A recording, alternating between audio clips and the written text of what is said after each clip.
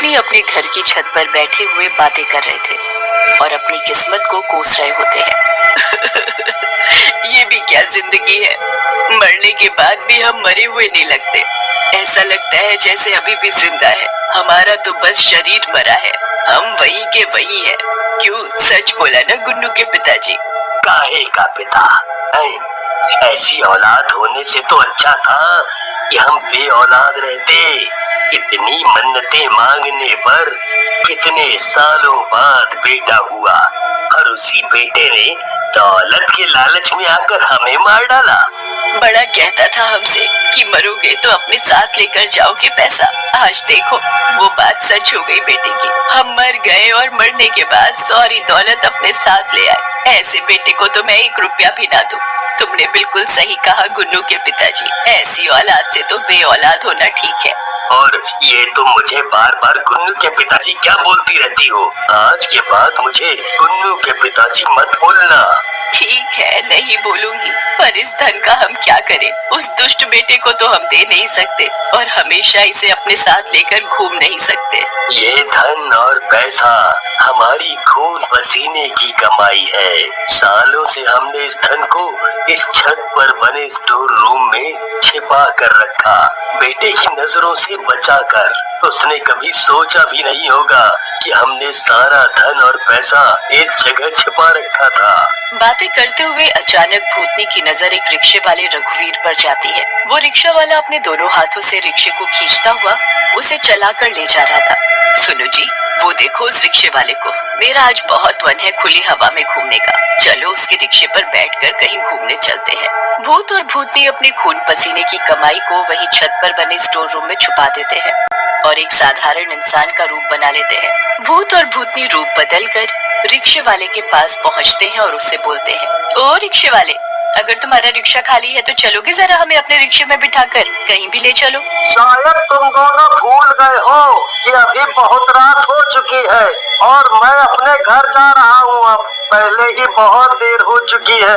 अब क्या रात को भी रिक्शा चलाऊंगा मैं? घर देर से पहुँचा तो पत्नी बहुत सुनाएगी और इतनी रात को कौन घूमता है भाई? जाओ अभी जाओ, कल सुबह घूमना। पहली बार पत्नी ने किसी चीज की फरमाइश की थी। सालों बाद मौका मिला उसकी फरमाइश पूरी करने का, तो आज वो भी नहीं हो पाएगी। शिवनाथ की बात सुनकर रघुवीर को कुछ अजीब लगता है। उसे उन दोनों का उदास मुंह देखकर अच्छा नहीं लगता। अच्छा ठीक है, मैं तुम दोनों को अपने रिक्शे में बैठा लेता हूँ। और तुम दोनों को इतनी रात गए जाना कहाँ है? रघुवीर की बात सुन दोनों बहुत खुश हो जाते हैं। हमें तो खुली हवा में आसमान के नीचे तारों की ठंडी ठंडी छांव में ले चलो। शायद इन्हें रात में घूमने का मन होगा। मेरा क्या, कहीं भी ले चलता हूँ। इन्हें तो वैसे भी घूमने से मतलब है। राम प्यारी और शिवनाथ रघुवीर के रिक्शे में बैठकर घूमने निकल जाते हैं। दोनों को घूमते घूमते काफी समय हो जाता है। सुबह भी होने वाली होती है। बस अब नहीं, मैं तुम दोनों को और नहीं बैठा के घुमा सकता अपने रिक्शे में। मैं अब बहुत थक चुका हूँ। मेरे जो पैसे बनते हैं वो मुझे दे दो। तुम्हारे रिक्शे में बैठकर हमें बहुत मजा आया। इतना मजा हमें पहले कभी नहीं आया। पर बेटा, हमारे पास अभी पैसे नहीं है। क्या हम तुम्हें कल दे सकते हैं पैसे? पैसे नहीं है, कोई बात नहीं। अगर तुम्हारे पास पैसे नहीं है, तुमने मुझे बेटा बोला है ना, और मुझे क्या चाहिए? चलता हूँ। इतना बोलकर रघुवीर अपना रिक्शा उठाकर अपने घर की ओर निकल जाता है। हमने उस रिक्शे वाले के साथ अच्छा नहीं किया जी। बेचारे ने हम दोनों को पूरी रात इन सड़कों पर घुमाया, वो भी हाथ से खींचने वाले रिक्शे से। उसके पैरों में छाले तक पड़ गए थे, मैंने देखा। फिर भी वो चुपचाप चला गया, सिर्फ बेटा सुनकर। सच में बहुत ईमानदार आदमी था। कल हम उसकी मेहनत के पैसे उसे जरूर देंगे। वो जरूर इसी रास्ते से ही अपने घर आता जाता होगा, तब दे देंगे। और हाँ, उसने अपने पैरों में चप्पल नहीं पहनी हुई थी, उसके लिए हम एक जोड़ी चप्पल भी लाएंगे। सूरज की किरणें निकलते ही भूत और भूतनी गायब हो जाते हैं। वहाँ शिवनाथ का बेटा गुन्नू बहुत गुस्से में बैठा था। उन्होंने कभी भी मुझे अपना बेटा समझा ही नहीं।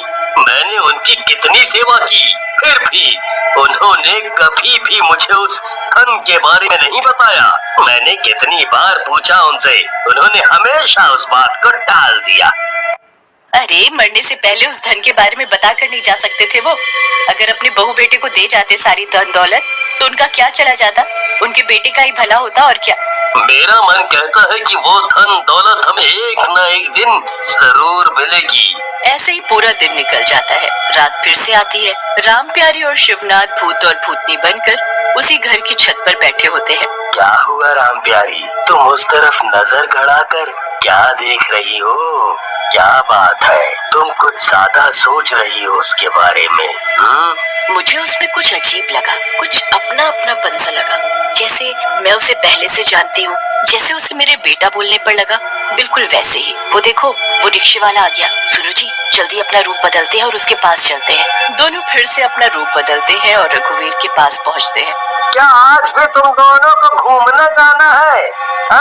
पर एक बात मेरी समझ में नहीं आती कि तुम दोनों को रात में ही घूमने का मन क्यों करता है?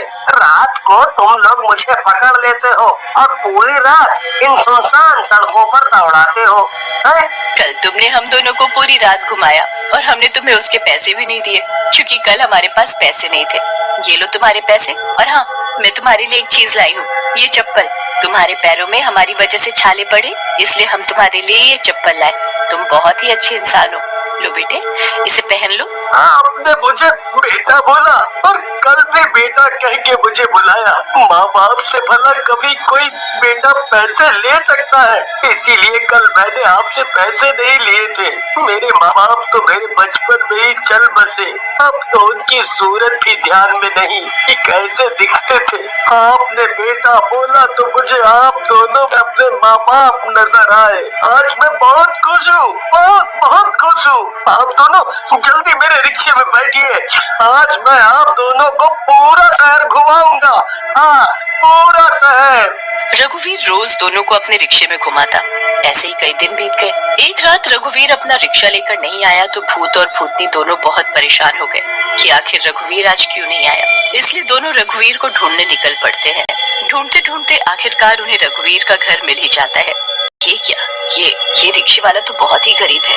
इसकी घर की कितनी बुरी हालत है, और वो उधर खाट पर कौन लेटा है? मुझे लगता है वो शायद इसकी पत्नी है, बीमार है शायद वो। हमें अंदर चलना चाहिए। दोनों रूप बदलकर रघुवीर के घर के अंदर जाते हैं। रघुवीर उन दोनों को देखकर पहले तो बहुत हैरान होता है और फिर जोर जोर से रोने लगता है।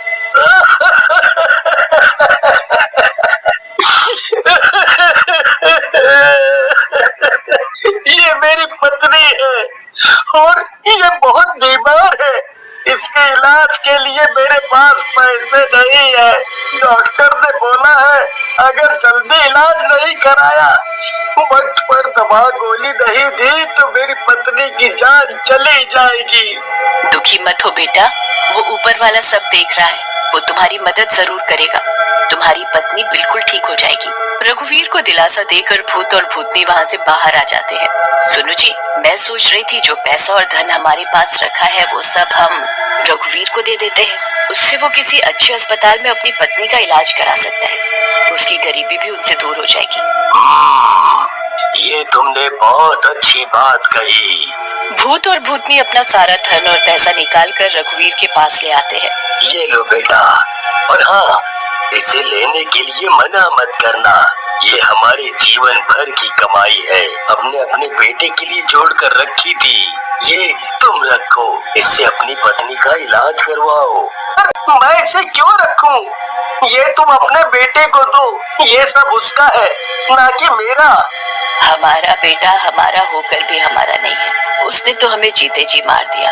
एक एक रोटी के लिए तरसाया, भूखा रखा, हमेशा घर में बंद रखा, बाहर की रोशनी तक देखने नहीं दी।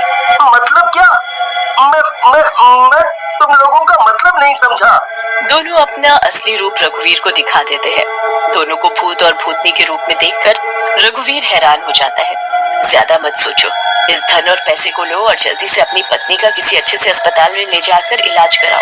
रघुवीर अपनी पत्नी को अस्पताल ले जाता है, उसका इलाज कराता है। रघुवीर की पत्नी अब बिल्कुल ठीक हो चुकी थी। फिर रघुवीर भूत और भूतनी को शुक्रिया बोलता है और अपने रिक्शे में बिठाकर दोनों को खूब घुमाता है।